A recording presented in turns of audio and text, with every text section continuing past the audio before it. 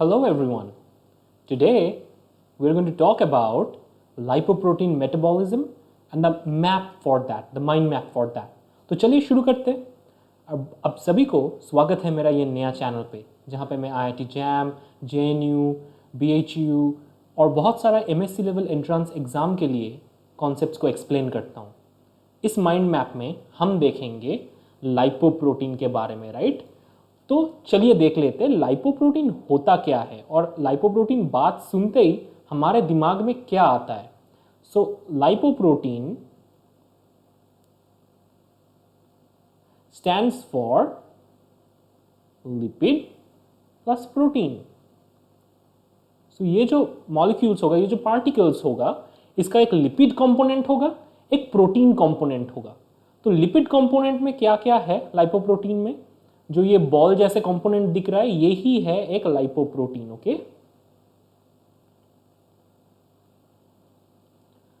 और ये लाइपोप्रोटीन का लिपिड कंपोनेंट में है ट्राई एसाइल ग्लिसरॉल और tag and cholesterol, CHL cholesterol.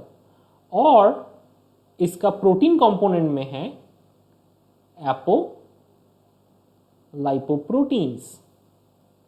सो ये बहुत ही इंपॉर्टेंट है ये अंडरस्टैंडिंग कि इसका प्रोटीन कंपोनेंट में क्या है, लिपिड कंपोनेंट में क्या है, क्योंकि हर एक डिफरेंट टाइप ऑफ लाइपोप्रोटीन के बारे में हम लोग जब बात करेंगे, उस पार्टिकल के बारे में जब बात करेंगे, तब हम लोग क्या करेंगे, उसका ये कंपोनेंट और कंपोजिशन के बारे में डिटेल्स में पढ़ेंगे। तो चलिए देखते हैं क्या क्या लाइपोप्रोटीन्स अवेलेबल है बॉडी में, मेटाबोलाइज्ड कैसे होता है, वो कहाँ पे मेटाबोलाइज्ड होता है और उसका काम क्या है, राइट। So let's begin. तो हम लोग क्या करेंगे, अभी देखेंगे डिफरेंट टाइप ऑफ लाइपोप्रोटीन क्या क्या होता है। जैसे जो डिफरेंट टाइप ऑफ लाइपोप्रोटीन्स होता है उस they are namely chylomicron, VLDL, IDL, LDL and HDL। Now VLDL stands for very low density lipoprotein, right? So VLDL का मतलब क्या होता है? So this is actually very low density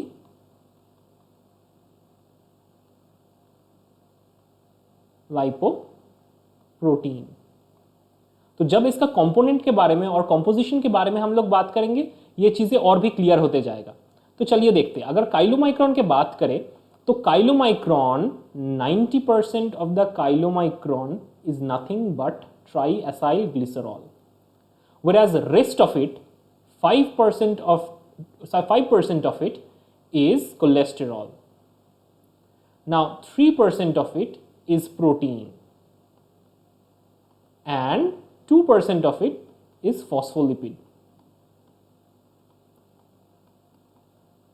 सो आपने composition देख के समझ ही लिया कि 90% of these triacylglycerol is just 90% of the triacylglycerol is the major component of chylomicron, है ना। वैसे ही VLDL, IDL, LDL इन लोगों का भी यूनिक सिग्नेचर है।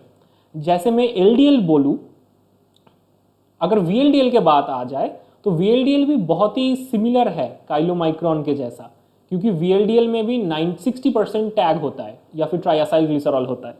लेकिन LDL में थिंग्स आर वेरी डिफरेंट, वहाँ पे 50% कोलेस्टेरॉल होता है।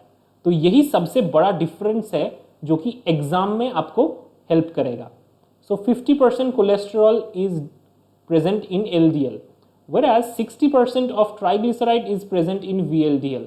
So VLDL and LDL के भीतर बहुत ही ज़्यादा डिफरेंस है। कैसे ये डिफरेंस होता है, कहाँ पे मेटाबोलाइज होता है, वो सब हम लोग देखेंगे। बट पहले ही बता दो ये सारे बहुत ही इंपॉर्टेंट है। और HDL के बारे में अगर हम बात करें तो HDL में रफली 40% प्रोटीन होता है। सो HDL में प्रोटीन का कंटेंट सबसे हाई होता है। तो इसी एंगल से क्वेश्चन पूछा जा सकता है कि प्रोटीन का कॉन्सेंट्रेशन सबसे ज्यादा किस में है, टैग का कॉन्सेंट्रेशन सबसे ज्यादा किस में है। So let's write that highest TAG is present in chylomicron / VLDL, then highest cholesterol is present in LDL, whereas highest protein level or apolipoprotein is present in the HDL. People also say LDL is the bad cholesterol and HDL is the good cholesterol. So we would try to understand why people say so.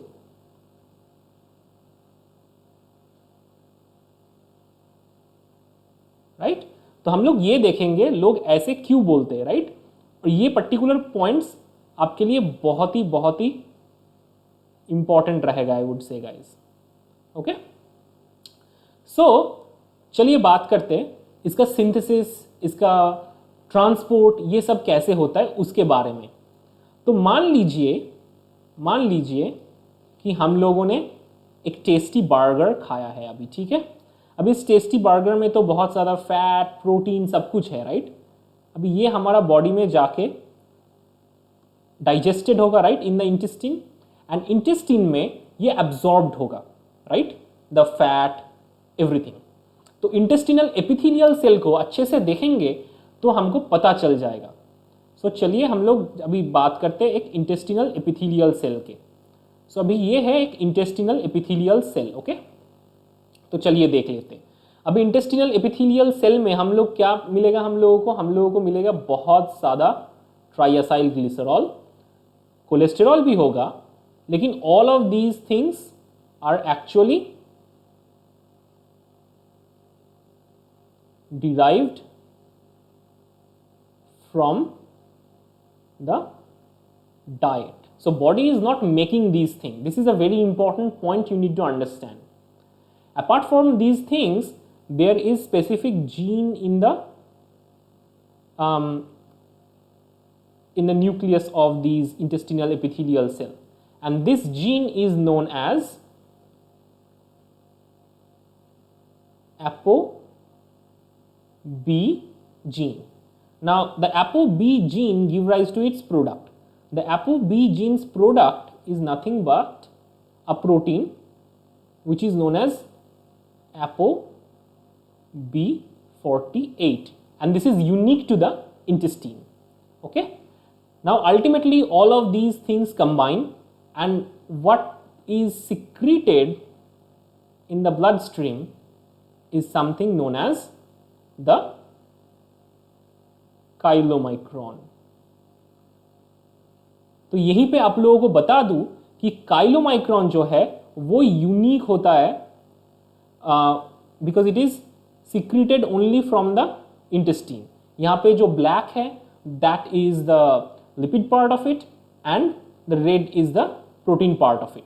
सो यहाँ पे सबसे अच्छा चीज़ तो हमको पता चल गया कि यहाँ पे जो प्रोटीन पार्ट है वो क्या है. सो लिपिड पार्ट में हम लोगों को क्या मिलता है, इसका कॉम्पोजिशन बता दे तो.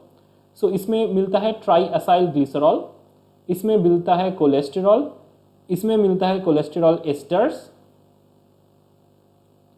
और इसमें और क्या मिलता है, इसमें मिलता है एपोलाइपोप्रोटीन B48, एपोलाइपोप्रोटीन C2, एपोलाइपोप्रोटीन E. तो ये सारे ओवरऑल कंपोजिशन है काइलोमाइक्रॉन का, राइट गाइस. ठीक है, तो ये ओवरऑल काइलोमाइक्रॉन का कंपोजिशन है. तो अभी हम लोग बात कर लेते हैं काइलोमाइक्रॉन का ट्रांसपोर्ट के बारे में. कहाँ पे काइलोमाइक्रॉन जाता है, तो बेसिकली वो इंटेस्टिन से सिक्रीटेड हुआ, राइट. इंटेस्टिन से सिक्रीट होने के बाद काइलोमाइक्रॉन कहाँ जाता है, सो वो सर्कुलेट करता है ब्लड स्ट्रीम में. अभी ब्लड स्ट्रीम में सर्कुलेट करते करते करते करते क्या होगा, ब्लड स्ट्रीम में सर्कुलेट करते करते वो पहुंच जाएगा कहाँ पे, वो पहुंच जाएगा टिश्यू स्पेस में. अभी टिश्यू स्पेस में मान लो यहाँ पे एडिपोज टिश्यूज है, ठीक है. मान लो यहाँ पे एडिपोज टिश्यूज है, बहुत ही बड़ा बड़ा सेल्स.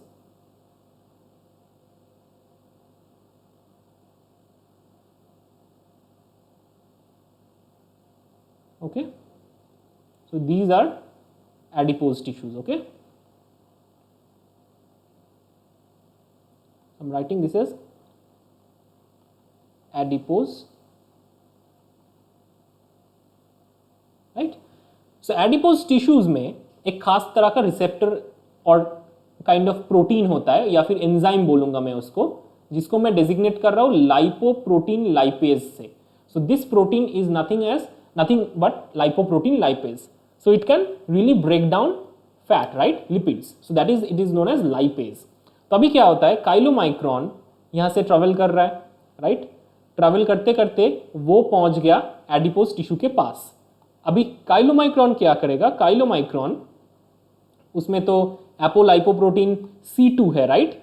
सो एपोलाइपोप्रोटीन जो C2 है, एपो C2 क्या करता है, काइलोमाइक्रोन को अट्रैक्ट करता है LPL के तरह. और LPL में क्या होता है, LPL में क्या होता है कि LPL इसके अंदर जो ट्राइग्लिसराइड है, ट्राइग्लिसराइड को तोड़ के LPL क्या करता है, काइलोमाइक्रोन में जो ट्राइग्लिसराइड है इसको तोड़ के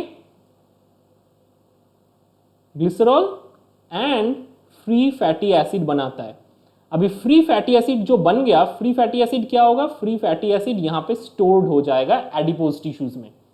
तो अभी क्या देखा हम लोगों ने, अभी क्या होगा, ये जो काइलोमाइक्रोन है राइट नाउ, काइलोमाइक्रोन में काफी ज्यादा कोलेस्टेरॉल था, काफी ज्यादा ट्राइग्लिसराइड तो सबसे ज्यादा अमाउंट में था. तो अभी क्या हुआ भाई, अभी अपना जो ट्राइग्लिसराइड का अमाउंट था वो रिड्यूस हो गया, क्योंकि लाइपोप्रोटीन लाइपेज ने काफी ज्यादा ट्राइग्लिसराइड को तोड़ दिया. अभी क्या होगा, अभी ये लाइपोप्रोटीन लाइपेज से तोड़ा हुआ जो रेमनेंट बचता है उसको हम लोग क्या बोलते हैं, उसका एक नाम दिया जाता है, just as designation, this is known as chylomicron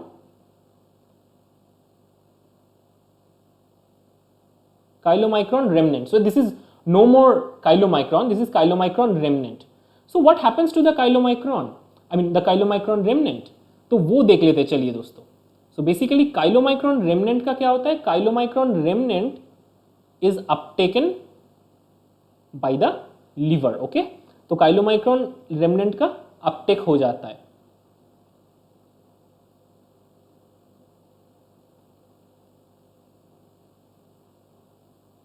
right.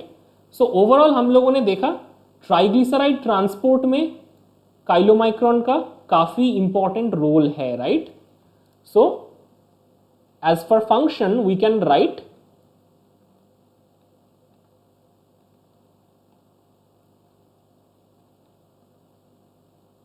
Chylomicrons have important role in terms of tag transport. So I should definitely focus this tag is coming from outside, exogenous source, right. मतलब diet से आता है. तो exogenous ट्राइएसाइल glycerol जो बनता है, exogenous जो fat है, एक्सोजीनस जो कोलेस्टेरॉल है, वो सबका ट्रांसपोर्ट के लिए काइलोमाइक्रोन का बहुत ही इंपॉर्टेंट रोल है. तो ये तो गया एक्सोजीनस पाथवे के बारे में. अभी हम लोग क्या पढ़ेंगे, एंडोजीनस पाथवे के बारे में. और वो कैसे ट्रिगर्ड होता है, वो ट्रिगर्ड होता है अपना लिवर से. तो लिवर भी क्या करता है, लिवर भी एक स्पीशीज ऑफ लाइपोप्रोटीन को सिक्रीट करता है, जिसको बोला जाता है nothing but VLDL. Okay, very low density lipoprotein. तो इसमें लाइपोप्रोटीन का डेंसिटी बहुत ही कम है. सो इसको बोला जाता है, राइट हियर, VLDL और very low density lipoprotein, right. So VLDL का कॉम्पोजिशन क्या है, VLDL में भी काफी ज्यादा ट्राइएसाइल ग्लिसरॉल है.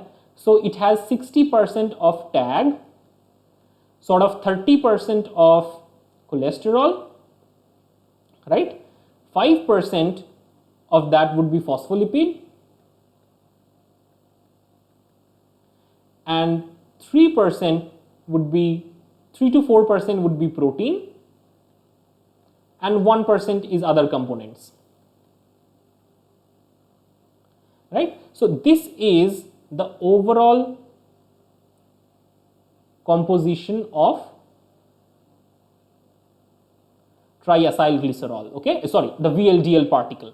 तो VLDL पार्टिकल का हम लोगों ने देख लिया कि उसका कॉम्पोजिशन क्या है। तो अभी VLDL पार्टिकल कैसे प्रोड्यूस्ड होता है लिवर में, वो जानने के लिए हम लोगों को क्या करना है, उसको जानने के लिए हम लोगों को एक लिवर हेपाटोसाइट में फोकस करना है और जानना है कि लिवर हेपाटोसाइट में क्या हो रहा है। तो चलिए दोस्तों, लिवर हेपाटोसाइट में हम लोग अभी फोकस कर लेते हैं, ठीक है।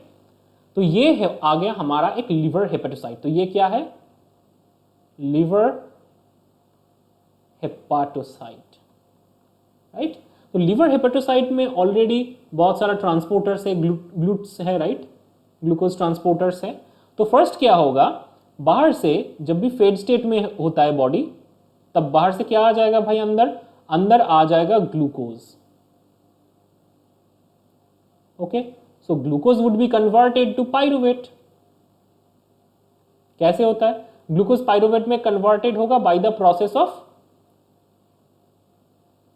Glycolysis, right. ग्लाइकोलिसिस से ग्लूकोज पाइरुवेट में कन्वर्टेड हो जाएगा। अभी पाइरुवेट का क्या फेट होगा, पाइरुवेट बनाएगा एसिटाइल कोए। एसिटाइल कोए किस में जा सकता है, एसिटाइल कोए जा सकता है TCA साइकिल में, राइट। और TCA साइकिल अल्टीमेटली जो प्रोडक्ट देता है वो जा सकता है इलेक्ट्रॉन ट्रांसपोर्ट चेन में, जिसका फंक्शन है ATP जनरेट करना, right. So this is the overall pathway. Now इसी पाथवे का जो इंपॉर्टेंट इंटरमीडिएट था गाइस, जिसको हमने बोला acetyl CoA.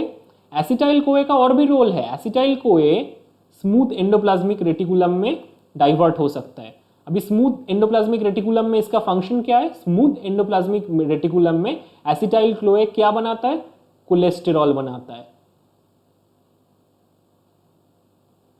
okay, so cholesterol would be generated in the smooth endoplasmic reticulum, okay, so this is smooth endoplasmic reticulum. Meanwhile मैं आपको बता दूं कि इस लिवर में there is ApoB gene, okay, लेकिन ये ApoB gene एक डिफरेंट टाइप ऑफ प्रोडक्ट बनाता है जो कि हम लोगों ने पहले नहीं देखा। इसको बोलते हैं this is ApoB gene, ApoB 100। Interesting के लिए हम लोगों ने देखा ApoB 48, ये डिफरेंट है। अभी ग्लाइकोलिसिस का और जो इंटरमीडिएट है जैसे कि डाइहाइड्रोक्सी एसीटोन फॉस्फेट, उससे ग्लिसरॉल बन सकता है। और लिवर हेपेटोसाइट में तो फ्री फैटी एसिड है ही, तो ये glycerol and free fatty acid दोनों मिलके क्या करेगा, फैट बनाएगा और टैग बनाएगा एक्चुअली ट्राईएसाइल ग्लिसरॉल। तो ये ट्राईएसाइल ग्लिसरॉल, कोलेस्टेरॉल, ApoB 100, फॉस्फोलिपिड्स जो कि ऑल्सो कहां पे बनता है, ACR में, सब असेंबली होगा कहां पे, गोल्गी apparatus में, ओके, ऑफ लिवर हेपेटोसाइट। और अल्टीमेटली क्या बनेगा, अल्टीमेटली ये बनाएगा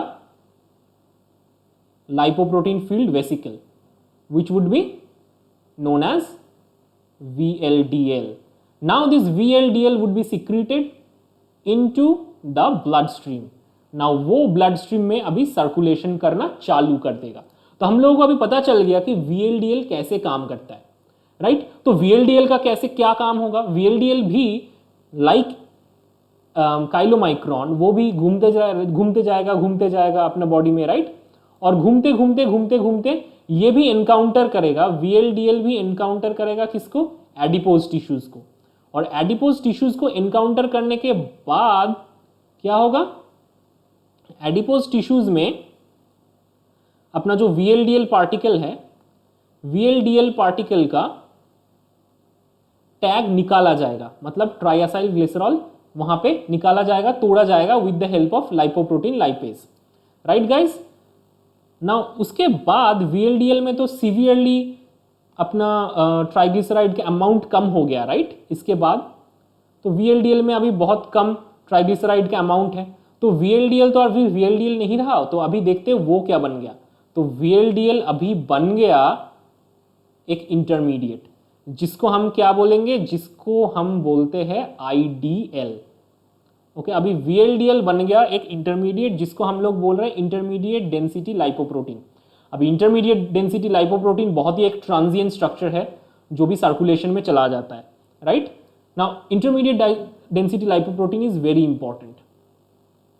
नाउ इसी पे बात खत्म नहीं होता है, अभी ये जो इंटरमीडिएट डेंसिटी लाइपोप्रोटीन आ गया अपना, इंटरमीडिएट डेंसिटी लाइपोप्रोटीन में भी काफ़ी ज़्यादा क्या है, काफ़ी ज़्यादा ट्राइग्लिसराइड है, मतलब कम है कंपेयर टू काइलोमाइक्रॉन, लेकिन काफ़ी ज़्यादा ट्राइग्लिसराइड उसमें पाया जाता है, right.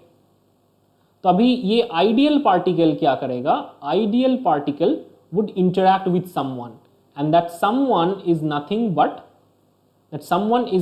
But a HDL particle.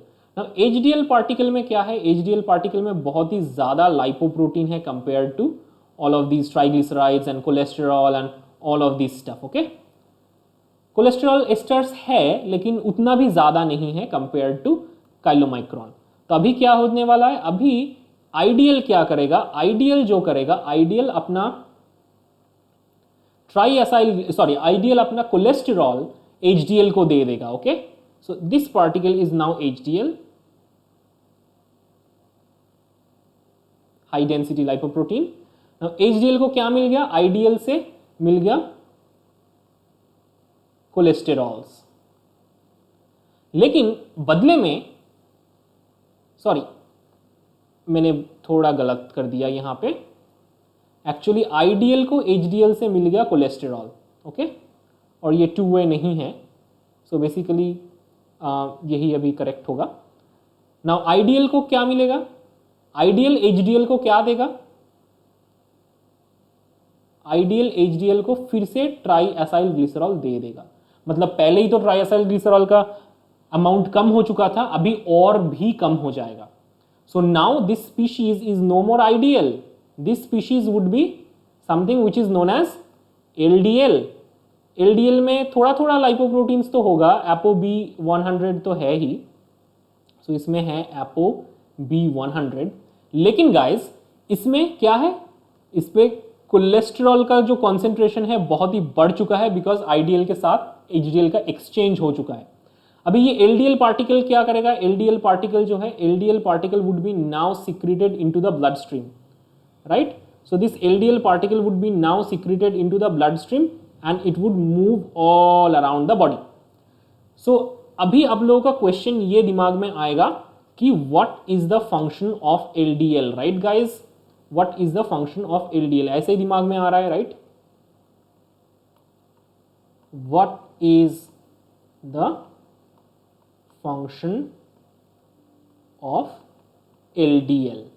तो अभी आप लोगों को मैं बोलना चाहता हूं कि LDL is a cholesterol carrying truck। मतलब वो कोलेस्ट्रॉल लेके यहां वहां घूमते बॉडी में, और जहां पे जरूरत होता है बॉडी का वहीं पे कोलेस्ट्रॉल को डिपॉजिट करता है। कौन सा ऑर्गन में कोलेस्ट्रॉल का जरूरत होता, मैं थोड़ा एक एग्जांपल देता हूं आपको, जैसे एड्रेनल कॉर्टेक्स। आपको पता है एड्रेनल कॉर्टेक्स में स्टेरॉयड हार्मोन्स प्रोड्यूस्ड होता है, या फिर आप मान लो टेस्टिस के बाद टेस्टोस्टेरॉन प्रोडक्शन होता है, steroid hormone biosynthesis requires cholesterol.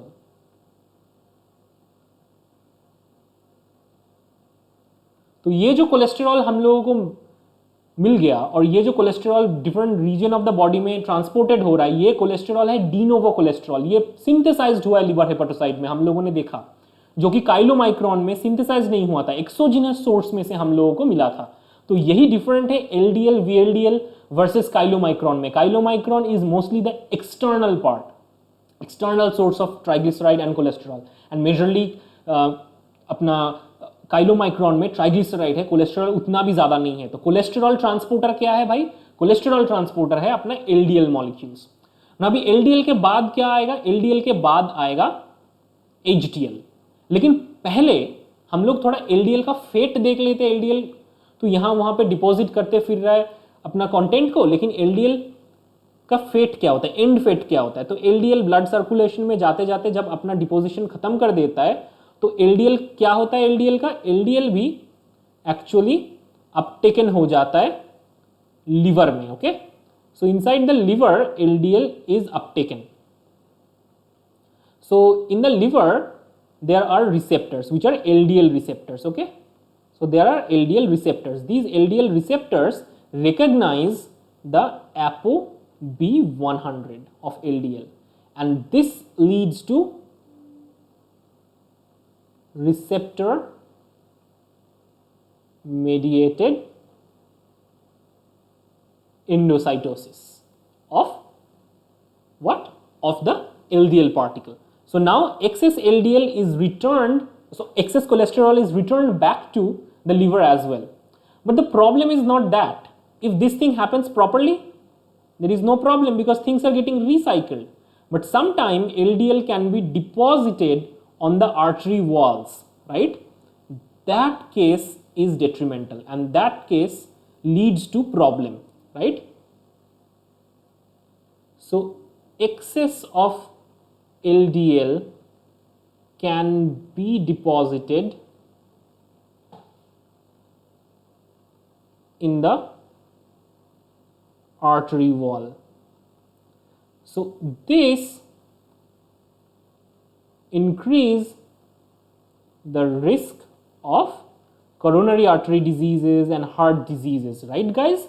So that's why people often say that despite of the important role of LDL, people say LDL is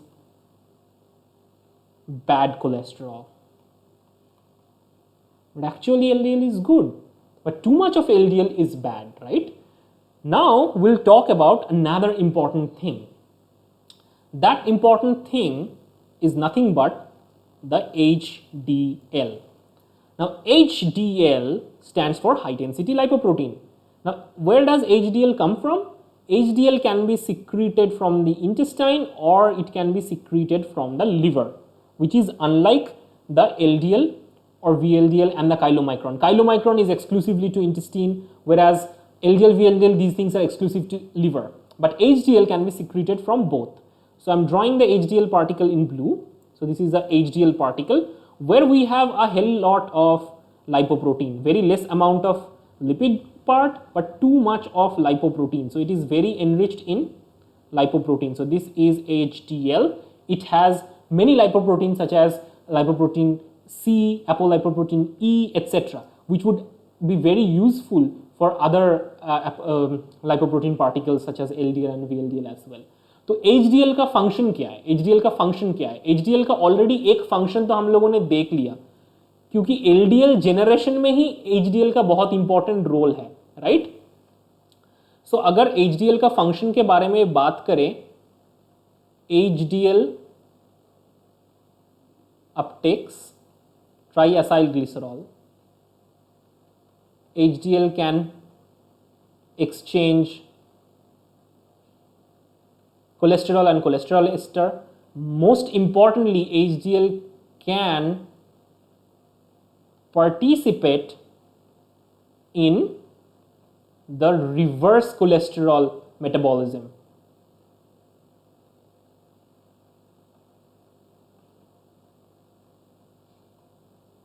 So the reverse cholesterol transport is transporting cholesterol from several deposits back to the liver. So that is called reverse cholesterol transport, जिसके बारे में हम अलग lecture में पढ़ेंगे. लेकिन HDL and LDL का जो रेशियो है वो बहुत ही खास है, राइट? ये जो बैलेंस है HDL और LDL का ratio, it's very important. But if you have too much of LDL, if you have too much of LDL, your LDL concentration is high, and if your HDL concentration is low, this situation is not good for the body. This situation is bad for the body. This kind of situation would lead to or increase the risk of coronary artery disease and heart problems, heart diseases, right? But whatever we learned today, that there should be a proper balance, there should be a proper balance between what? The LDL and the HDL, right? There should be a proper balance between LDL concentration and HDL concentration. If the balance is tipped off and if LDL is more, then the situation is not so good, then the situation is problematic. So this is LDL, this is HDL. So what we learned from this video is a proper balance is required to maintain the healthy physiology. So this talks about the role of HDL, LDL and many other particles. So overall in this video we learned quite a lot.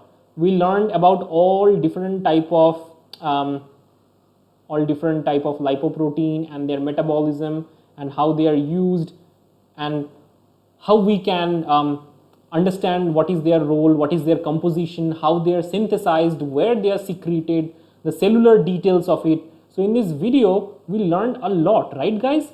So I hope ये video आपको अच्छा लगा, और अगर आपको ये teaching style अच्छा लग रहा है तो do let me know in the comment, because ये बहुत ही मोटिवेटिंग होता है मेरे लिए, तो मैं और भी ऐसे वीडियोस अपलोड कर सकता हूँ आप लोगों के लिए. Thanks for listening guys, thank you, and don't forget to subscribe the channel. Do let me know in the comment how do you like my videos.